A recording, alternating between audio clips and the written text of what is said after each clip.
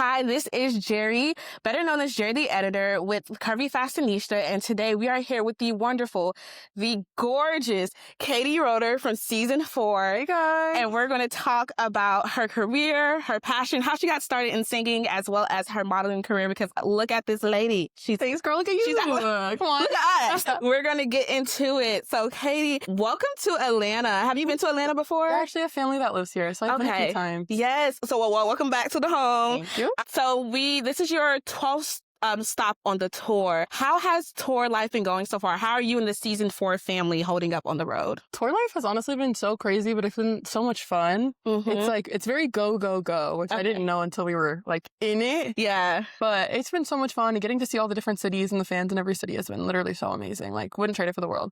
Yes. And so you mentioned the fans in the city. What does it mean to you to hear or to see the fans show up for you during this tour, show up for you and your group during the tour? Oh my God, it honestly means so much. And I think hearing people's stories about how the show affected them in their lives and how the tiniest thing and an outfit that I wore inspired them to wear something is so insane to me and makes me almost tear up every time they say something like that. That's great. I know I actually found out about you, like I said, through the Netflix series Building the Band. And my mom wanted to watch the show. She's into singing shows. And she's like, girl, you have to watch this, girl. And I was like, let me find out. And I'm so glad that she introduced me to you and to season 4 because your music is just amazing. The sound that you all create together is a beautiful harmonic sound. And I just love it. So what's your favorite song to perform to on tour right now? Okay, I think right now my favorite song to perform is Closer. And that song's actually coming out on Friday. Okay. It's about to be out for everyone, but Closer is such a fun one. It's different from Back to Me, which is the first song we released. So it'll be a good switch up. Hey, and then with Closer, what's your favorite lyric? Favorite lyric or part of the song? Widen it a little bit. I think Donzel's second verse, he says, I only need you patient and not obligated. Talking about, a relationship. And I think that's, his whole verse is really good. I think that's my favorite, line in the whole song. Okay. I'll come through the lyrics. Yeah. And so now we're going to get a little bit into the get to know you section, and this is going to be fun. So we have an icebreaker, and since you're literally in your season 4 era, we're going to get to know you through different seasons. Okay, so we came up with questions based up on different seasons. And so we're going to start with winter since we're here right now. Winter is quiet and often seen as a reflective time period. What is something people would be surprised to know about you when the cameras are off and it's just you? Ooh, honestly, that I'm more of an introvert. I need my alone time. I love to sit and binge watch my show, eat a little snack, have a little moment to myself. And then once I get my mind back right, then I'll go hang out with my friends. Okay. What are you binge watching right now? Aaliyah actually just put me onto a new show that I started this afternoon called Ponies. What's that about? It's Person of No Interest. It's basically these 2 girls and their husbands die and they're CIA and they kind of try to take their CIA's position to figure out why they died or if they died for real. I'm only on the second episode. I just started. What's it on? Hulu, it's Netflix? On Peacock, I think. Peacock. You love a Peacock. Okay. I just finished watching Traders this morning. I have 1 episode left. Obviously, that's what's come out. I don't know. There's just so many things. No, literally. It's too much. I'm watching it. I'm like, dang, everyone's literally in love with him, which is why they can't see he's a traitor. I understand. At least, come on, y'all. Wake up. Literally. Especially Mora. Yes. We need you to wake up. Literally. No, literally. Okay, so now moving on to springtime. Spring is all about new beginnings. What is something new you have stepped into this season of your life people would not expect? I think the newest thing for me has been songwriting. I've always been, I started with musical theater, so I've always been, around music, but I had never really tried songwriting before, and season 4 definitely pushed me out of my comfort zone to try that, and it's been super fun. I really loved it. I love that for you. You kind of get a chance to spread your wings creatively different. So yeah, absolutely. And then, also, songwriting is a very scary thing because it's very vulnerable. So having them there to help me through it has also been nice. That's good. I love that. And now getting back to summer. Summer is peak energy. Hot girl summer. Shout out to our girl Meg. Good vibes only. What does a perfect summer day look like for you off the stage? Oh, okay. For me, it's wake up really early, go to the beach or go to the pool. One of the two. It has to be one of them. And then you spend all day at either the beach or the pool. Then you go home, you shower, get ready. You have a nice tan. You get a nice outfit on and then you go out to dinner. That's the perfect summer day. I love that. I need to add that to my summer to-do list. It's like you're faking like a vacation but at home. Like it's like my way of a vacation at home. I love that. And now we're going to close with fall. So fall is all about letting things go. And is there a version of yourself you had to leave behind to become who you are today? Oh, absolutely. I feel like you always go through stages of insecurity and stages of doubting yourself. And I think one thing I've definitely learned, especially over the past year, is that's going to get you nowhere. So might as well do everything with your whole heart and like put your best foot forward in every situation and not be so worried about whether or not it's good enough. Yeah, absolutely. I think you have to get out of your own mindset, and Absolutely. that's part of that. So we're gonna get into your family, your roots, and so we heard that you're from Boston, correct? Okay, so the city with a lot of heart and a lot of pride. What was it like growing up in Boston, and what did that city give you? Growing up in Boston was awesome. I grew up in Malden, but I went to school in Everett, and there's a lot of Hispanic people and like Latino people in general. So that was really nice for me to grow up around a lot of Latino people because most of my Hispanic family doesn't live in Boston. It's really just my mom and my grandma. And then my dad's side of the family is who lives in Boston. So getting to connect with like the Hispanic side of my family that's there and then like everybody else was super fun. And then I think I'm not the biggest sports fan, but Boston is it's a very sports city. My brother loves all things sports. So I was always like watching all the games and like being a part of it, going to all the parades when all the sports teams would win. And like, that was so much fun to just be in a city that has so much pride for the city itself. Absolutely. And I was a big Boston Celtics fan, like when Rajon Rondo was on the basketball team. So I definitely, like I said, a lot of pride with that city. And I have a special place in my heart for Boston. That's awesome. Do you think growing up in Boston shaped the way you sing and how you carry yourself on stage?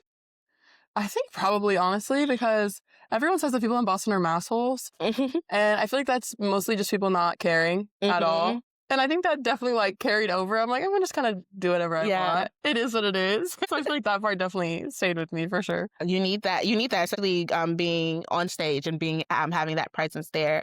Was there a person in your family member, a neighbor? I know you mentioned your grandma before, who looked at young Katie and said, "You have something special when it comes to singing." My whole family has been really supportive my whole life, but I think my grandma on my dad's side, she passed away when I was in the second grade. But thank you.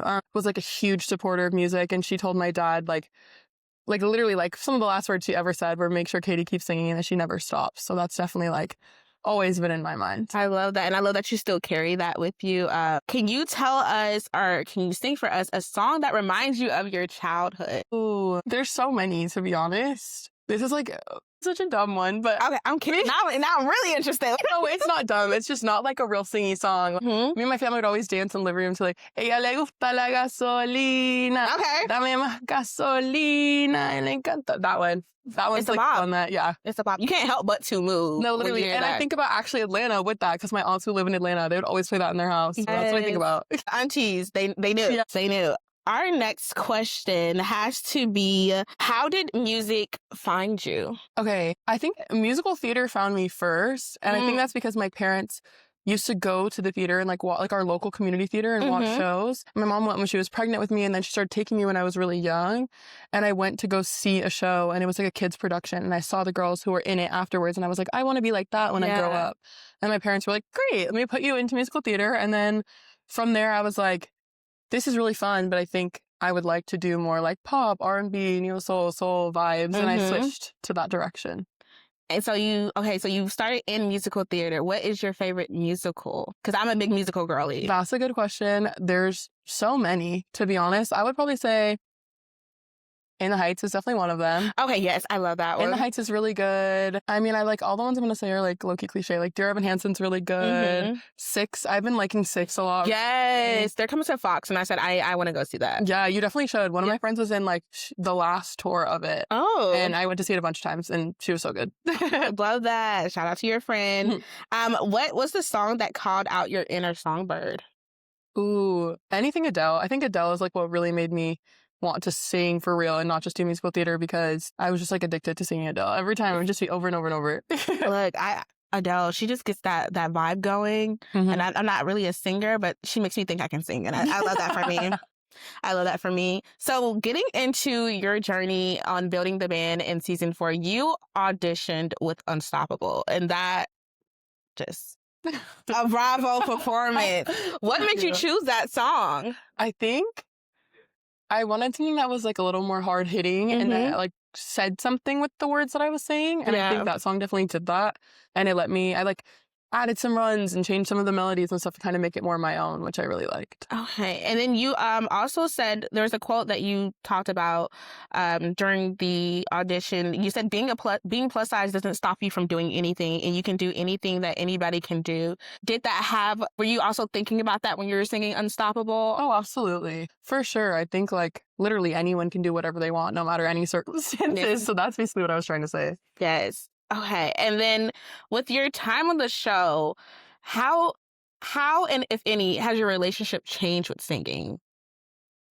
That's such a good question. I feel like it definitely has changed, but in a good way. Okay. Like my relationship with singing has definitely changed in a good way because I'm like learning more about myself through different songs that I'm singing in different songs that we're writing as season 4, who I want to be in season 4 as well. Because we're also, as a group, we're putting like a big emphasis on like individuality because the 4 of us are very different people who happen to come together and have a really good blend, but like we're still our own individual people. So being able to explore that within a group has been something that's like so amazing that most groups don't really get to do. So it's really fun. It's definitely taught me a lot about myself as a person as well as a singer. Okay. And we're going to go to another singing moment. Can you give us a song that describes your relationship with your season 4 family members? That's so hard. I feel like there's so many.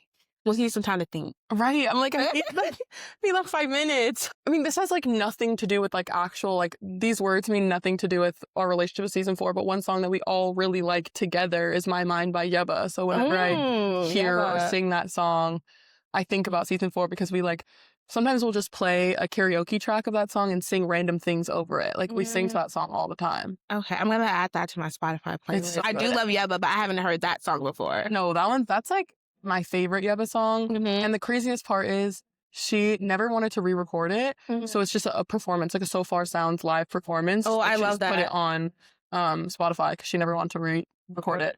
I love live performances. I feel like they take you to a different place than something recorded. You can really feel that emotion. Absolutely. What also are you listening to right now? Like if we went through your Spotify, what would be like the last 5 songs you were listening to? Anything Kehlani. I have a lot of Kehlani on my love her recent flow. I just saw something, I don't know if it's out yet. I saw a teaser for a song called Mamacitas by them. That sounded really good, so I'm gonna have to listen to that. What else? Victoria Monet for sure is definitely in there. Those are probably the top 3. My top 5 songs are probably between those 3 artists right now. Okay, and that kind of makes me think because you brought up Kehlani, you brought up Victoria Monet, and these are very people who are not just great singers, but also great songwriters. So do you pull inspiration from them when you're songwriting, or is there anybody that you pull inspiration from when you're songwriting? Yeah, I think they're definitely like people that I for sure pull inspiration from. I think like I like the stories that they tell with the words in their song, and I like even like the little nuances that Victoria Monet puts in her song that like they're like sneaking a little thing in you might not know right off the bat. And I think that's really cool, and I would love to incorporate things like that in my songs. Yes. I just love her so much. Shout out to Victoria. Shout out to Kehlani. She's amazing. Both of them. Yeah. All 3 of them. Yes.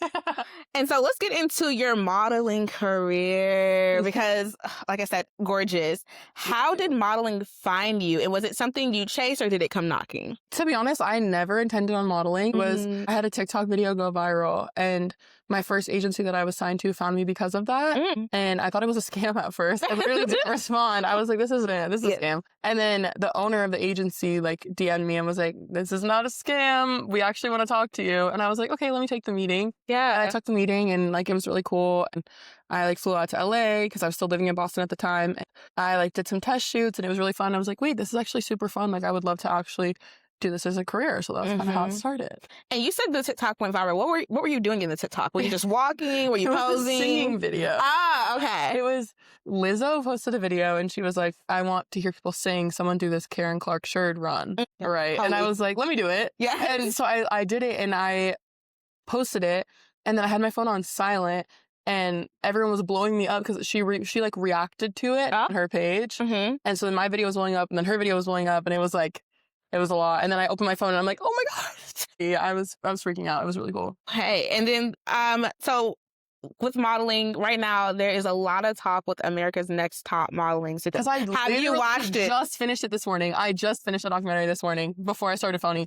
Okay, I think there was a lot of excuses in the documentary. Yeah, to be honest, you hit it on the nose. I was kind of watching it, and I was like, because I was an avid America's Next Top model watcher. I think I watched not every single season, but I watched the first 20 seasons. Like I've watched most of them. And I was watching it and I was like, what is going on? This is too much. Yes. And then seeing all the excuses in the documentary, I was like, and then did you also hear she dropped that she's going to do a season 25? I saw that. And I said, I've seen her pop up like at events and I'm like, what is she doing? And then when she did the documentary, she said season 25. I said, girl, honestly, with this next generation, they're not going to stand for a lot of stuff you're doing. No. So I wonder how that's actually going to go. Like, who's going to audition? What are they going to say when she tries to probably revert to back what she was doing back in the other previous 20 seasons. But also, especially with this documentary out, I'm like, I feel like no one's going to want to do it, one, because all the girls who were on it said that they didn't benefit from it pretty much at all. Yeah, true. Like the Jays aren't going to be there. Like all the things that made the show what it was aren't going to be there. Yeah. So I'm curious. Maybe she'll pull for some new talent. We'll see. Maybe she'll try and pull Ashley Graham and try to make it inclusive. I'm sorry. Like if anything, I'm like, Ashley Graham, you start your own show. I'll watch that one. Okay, hello.